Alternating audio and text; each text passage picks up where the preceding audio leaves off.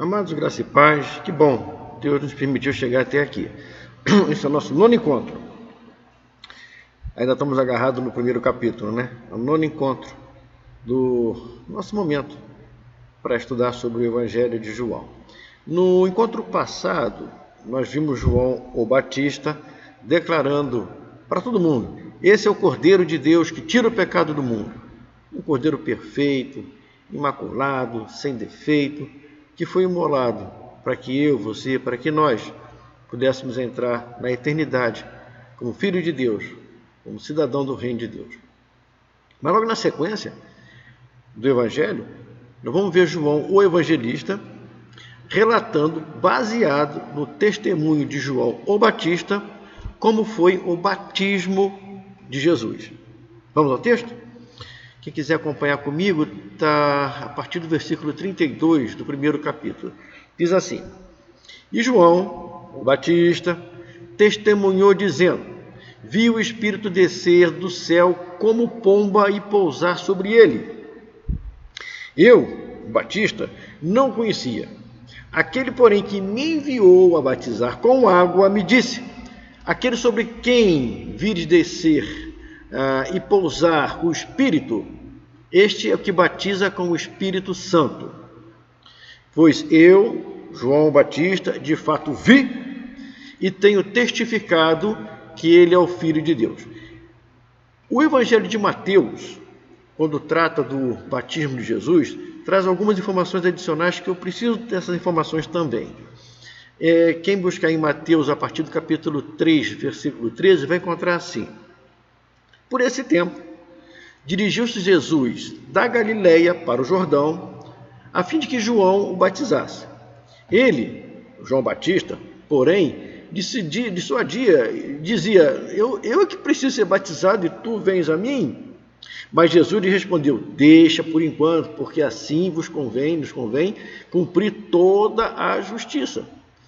Batizado Jesus, saiu logo da água, e eis que lhe abriram os céus, e viu o Espírito de Deus, descendo como pomba e vindo sobre ele.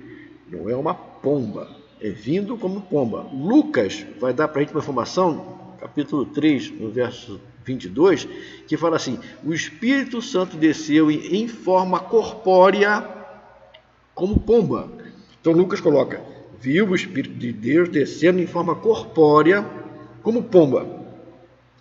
Quem testemunhou o batismo de Jesus está tentando escrever ou descrever em palavras humanas o sobrenatural. Qualquer um que testemunhou o batismo de Jesus, ele viu alguma coisa que os olhos nunca viram. E eles estão tentando escrever, relatar aquilo que eles viram e não sabem o que é. Então, daí a informação que descendo em forma corpórea como pomba, ouvimos como pomba sobre Jesus. Não tem nada a ver com pomba, que a gente conhece, mas é as palavras humanas que foram utilizadas para tentar descrever algo extremamente novo. Eles não sabiam o que era, não sabiam dar nome, não sabiam nada. Então, para passar para nós hoje uma ideia, trouxe essa ideia de pomba, mas não tem nada a ver com pomba. A verdade é essa. Mateus, ainda no capítulo 3, no versículo 17, vai colocar uma informação. E eis que uma voz do céu que dizia: Este é meu filho amado, a quem me compraz. E eis então uma voz do céu que dizia: Eis é meu filho amado, em quem me compraz. Essa informação Mateus vai dar para a gente. Olha que interessante, é nesse exato momento que na Bíblia mostra a união das três pessoas da Trindade. É um dos poucos, se não o único momento na Bíblia onde nós vemos as três pessoas da Trindade no mesmo momento, no batismo de Jesus. Aí nós temos o Deus Pai pronunciando e dizendo: Esse é meu filho amado, em quem me comprazo. Nós estamos vendo o Espírito Santo de Deus descendo sobre Jesus, como os evangelistas falaram, uma forma corpórea de pomba. E nós estamos vendo o Filho sendo batizado por João Batista. As três pessoas da Trindade unidas no momento ímpar da nossa Bíblia. Eu acho que não vamos encontrar outro fato assim em toda a Bíblia. Mas o João, o evangelista, está lutando contra uma série de situações que ele tem que tirar aquele problema de dentro da igreja, tem que tirar aquelas heresias da igreja. Então ele está aqui escrevendo e fazendo uso dessa informação de João Batista.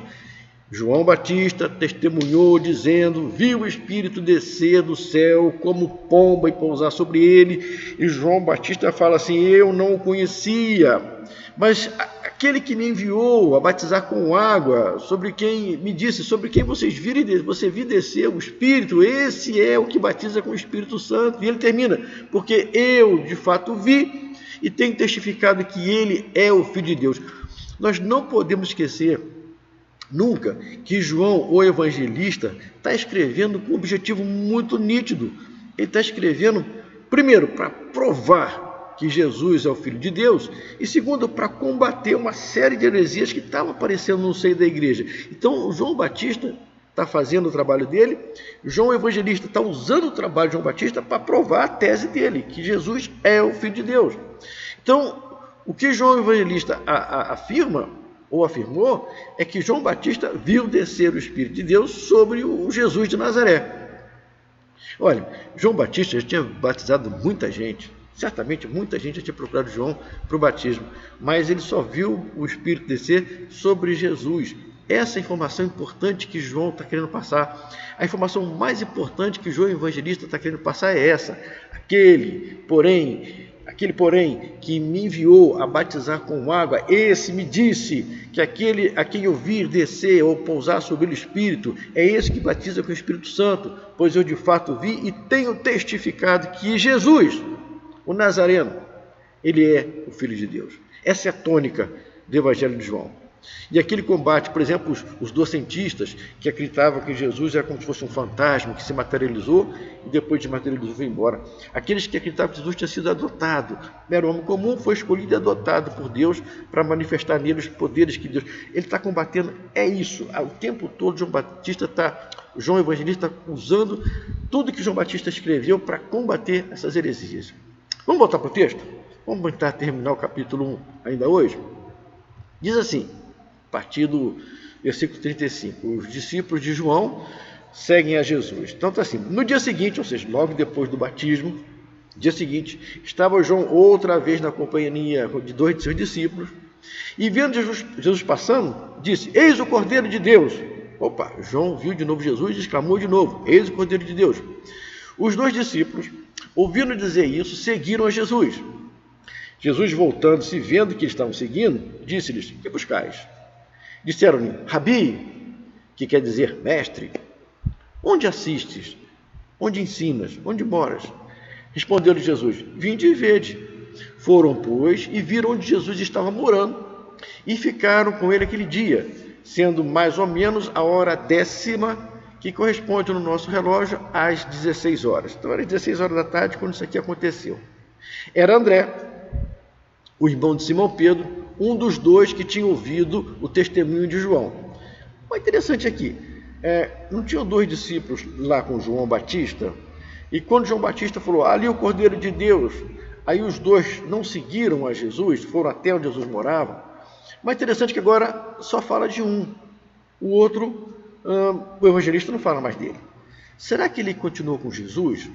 Ou será que ele viu Jesus, conheceu Jesus e virou as costas e voltou? Essa pergunta vai ficar na nossa cabeça, essa resposta a gente não vai ter. Mas temos dois fatos curiosos.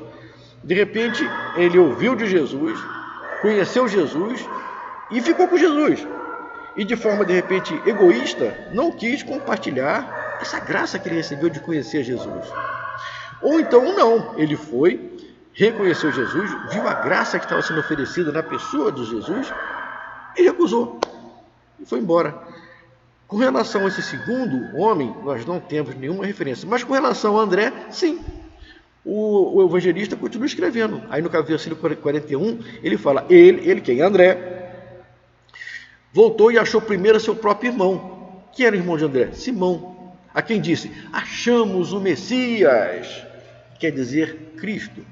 Messias é um termo aramaico usado no tempo de Jesus, que significa ungido ou rei. E quando foi transliterado para a língua grega, Messias se transformou Cristo. Então, Messias, no aramaico, E Cristo, no grego, significa ungido, o rei. E ele fala, André volta e fala para o irmão, nós conhecemos, nós achamos o Messias, aquele que foi predito pelos profetas, nós achamos. Aí no versículo 42, ele vai falar assim, e levou Jesus e levou Simão Pedro até Jesus. Olhando Jesus para ele, olhando Jesus para Pedro, para Simão, Pedro disse, tu és Simão, o filho de João. Tu serás chamado Cefas, que quer dizer Pedro. Cefas é outra palavra aramaica. Aí João, o evangelista, está escrevendo para um público que de repente não conhece a língua aramaica, então ele faz questão de reportar o que significa. Tu serás chamado Cefas, que quer dizer Pedro, pedra. E mais tarde o Senhor vai falar sobre uma das afirmações de Pedro, que sobre esta pedra eu vou edificar a minha igreja. Que pedra é essa? Jesus, tu és o Filho de Deus. Ok, mas vamos continuar aqui nessa primeira parte aqui. Voltando ao versículo 43. No dia imediato, resolveu Jesus partir para a Galileia. Aí Jesus quer voltar para a Galileia. E indo para a Galileia, ele encontrou o Filipe, a quem disse, segue-me. Ora, Filipe era de Betsaida, cidade de André e de Pedro. Interessante que estão indo para a Galileia, estão subindo ali o Rio Jordão, direção a Galileia. Galileia ficaria assim, você olhando para o mapa de frente, seria à esquerda do Mar da Galileia, ou Mar de Tiberíades, ou Lago da Galileia. E Betsaida ficaria ao norte do Mar da Galileia, ou do Mar de Tiberíades. Então Jesus está indo para a Galileia, encontra esses homens e chama para ir para a Galileia, sendo que eles eram do norte do Mar da Galileia. Então está lá. Filipe encontrou Natanael, versículo 44. Ora, Filipe era da cidade de Betsaida, cidade também de André e de Pedro. Aí vamos para o 45. Filipe encontrou outra pessoa, encontrou Natanael. Filipe encontrou Natanael e disse-lhe, achamos, Natanael, achamos aquele a quem Moisés escreveu. Aqui Moisés escreveu na lei, nós achamos. E aqui se referiu aos profetas do Antigo Testamento, nós achamos. É Jesus o Nazareno, o filho de José. Quando Filipe falou para Natanael que ele era de Nazaré e ele era filho de José, aí a pergunta que veio na cabeça e Natanael falou, de Nazaré? Pode vir alguma coisa boa de Nazaré? Pode esperar uma coisa boa de Nazaré? Talvez Nazaré fosse uma cidade tão complicada que não se esperava nada de bom de Nazaré. E aqui nós temos um belo exemplo de preconceito, onde Filipe mostra para Natanael, Natanael fala, mas não acredito que venha uma coisa boa de lá. Aí o que acontece? Para quebrar um preconceito, Filipe fala assim, vem e vê para você entender. Aí eles foram. No versículo 47, João escreve o seguinte, Jesus viu Natanael que se aproximava e disse a respeito de Natanael, eis um verdadeiro israelita, em quem não há dolo. Deixa eu pegar essas palavras de Jesus para poder entender e tirar algumas dúvidas aqui também. Jesus está falando que ali tem um israelita. Mas Jesus não falou que ali tem um judeu, ou que ali tem um hebreu, ou que ali tem um israelense. Jesus fala que ali tem um israelita. Então vamos entender um pouquinho a diferença entre judeu, israelita, israelense, hebreu, para ver o que Jesus estava querendo falar com essas poucas palavras aqui. Judeu está para o judaísmo na mesma medida que católico está para o catolicismo. Judaísmo é uma religião. Então, quando eu falo em judaísmo, eu estou falando de religião. O judeu é como se fosse católico, pratica o catolicismo, o judeu pratica o judaísmo. O judaísmo é a primeira religião monoteísta que nós temos registro. Ou seja, eles foram o primeiro a mostrar para o mundo que existe apenas um Deus. Apenas um Deus. Eles não eram como os pagãos que tinha Deus para tudo, para o vento, para a fúria da tempestade, para o vinho, para a guerra. Não, existe apenas um Deus, um Deus. E o judaísmo ainda usa o Tanakh, que é alguma coisa parecida com o nosso Antigo Testamento apenas. Então, judaísmo, nós estamos falando de religião, uma religião. E por que judeus? Bom, os judeus vieram das 12 tribos, né? Nós temos 12 tribos do povo de Israel e os judeus era a maior tribo as tribos do norte, 10 tribos do norte, logo foram levadas cativas para a Síria. O pessoal do sul demorou um pouco mais a ser vencidos pelos babilônicos, e judeus era a maior tribo, talvez daí a importância do nome Judá, da tribo de Judá, para os judeus, em função do tamanho da tribo, pode pensar. Mas israelense é aquele que mora e tem cidadania em Israel. Então, se judaísmo é uma religião, israelense é quem mora e tem cidadania em Israel. Pergunta: todos que são israelenses são judeus? Todos que têm cidadania israelense são judeus? A resposta é não. Israel é um país democrático. Para você ter uma ideia, dia de hoje, Israel é um país altamente democrático. Hoje nós temos em Israel pelo menos 75% da população praticando o judaísmo. 75% da população praticando o judaísmo. Nós temos lá também cerca de 17% da população praticando o islamismo. Muçulmanos com cidadania de israelense, praticando o islamismo. Nós temos lá também, atualmente, cerca de 2% apenas de cristãos. Estão lá, 2% da população são cristãos. Pode ser alguém, um israelense, pode ser também um muçulmano que se converteu ao cristianismo, pode, mas cerca de 2% da população são cristãos. E menos de 2% são outras religiões que também estão vivendo agora em Israel, aquela área lá. Temos um problema de idioma, na língua portuguesa de Portugal para a língua portuguesa do Brasil. Por exemplo, em Portugal não se usa a palavra israelense, em Portugal se usa israelita. E a gente lembra que quem traduziu nossa Bíblia para a gente foi Ferreira de Almeida, que era português. Então ele usou um termo português, israelita. E nós, nossa língua brasileira, aceita o israelense. Então israelense e israelita é a mesma coisa, depende do idioma. Então, os israelitas são os filhos de Israel. Então, quando fala israelita, aí esses sim, são os filhos de Israel. Mas quem foi Israel? Israel era Jacó. Jacó, conforme lá no Gênesis 32, Jacó luta com um anjo do Senhor, pela bênção dele. E em função dessa luta, ele tem o nome trocado de Jacó, que significava usurpador, para Israel, que significa aquele que luta com Deus. Então, o israelita se refere ao povo de Israel bíblico. O israelita é o povo de Israel bíblico. Assim como o judeu é religião, israelense ou israelita é uma nacionalidade. Aí aparece mais uma dúvida: em hebreu? E quando a gente fala assim, os hebreus, vamos tentar sanar essa pane também aqui. Lá em Gênesis 14, quem for olhar, Gênesis 14, você vai ver a Bíblia chamando Abraão o hebreu. A Bíblia chamando Abraão de hebreu. Então, os descendentes de Abraão são chamados de hebreus. Mas olha que interessante, antes de Abraão, um fato importante aconteceu antes de Abraão, que foi o dilúvio. E depois do dilúvio, nós vemos Noé saindo da arca com seus filhos, Cã, Sem e Jafé. Vamos aprender a família de Sem. A família de Sem, de onde vem os semitas, de onde vem a palavra antissemitismo, aqueles que não gostam dos hebreus. O Sem ficou ali na Palestina. Cã foi para o sul, Jafé foi para o norte, mas Sem ficou na Palestina. Dali vem a origem dos povos semitas. E Sem vai ter um herdeiro, vai ter um descendente. Esse descendente vai chamar-se Éber. De Éber, acredita-se que de Éber vem a determinação hebreu. Porque depois já vinha Abraão, depois de Éber, vai vir, na árvore genealógica vai aparecer Abraão. Abraão descende de Éber, é um descendente de Éber, e Éber falava o idioma hebreu. Então a gente pode acreditar que o hebreu vem de Éber, que vem de Sem, que vem de Adão, e que Abraão é da descendência de Sem. Hebreus, então, são todos os descendentes de Éber, ou os descendentes de Abraão, Isaque, Jacó, que tem um nome dado para Israel. Então, tentando recapitular: judeu, religião, como católico, religião.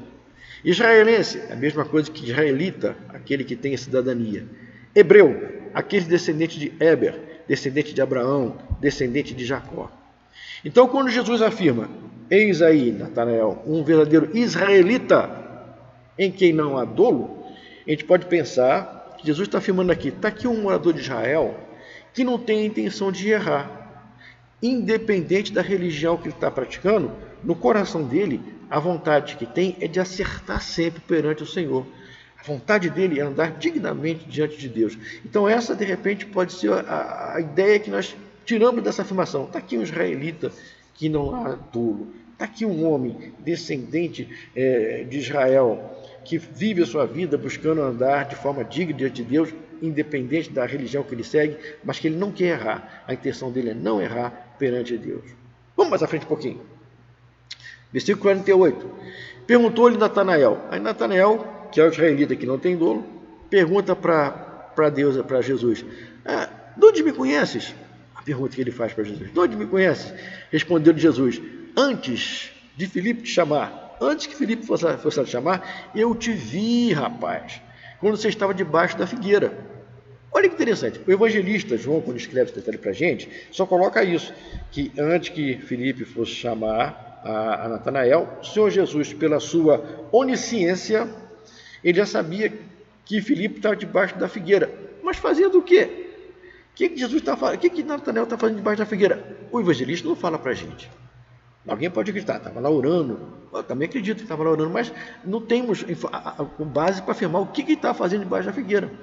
João não fala, mas certamente era algo que somente Natanael e mais ninguém sabia o que estava acontecendo debaixo da figueira. Ninguém sabia mais, só Natanael.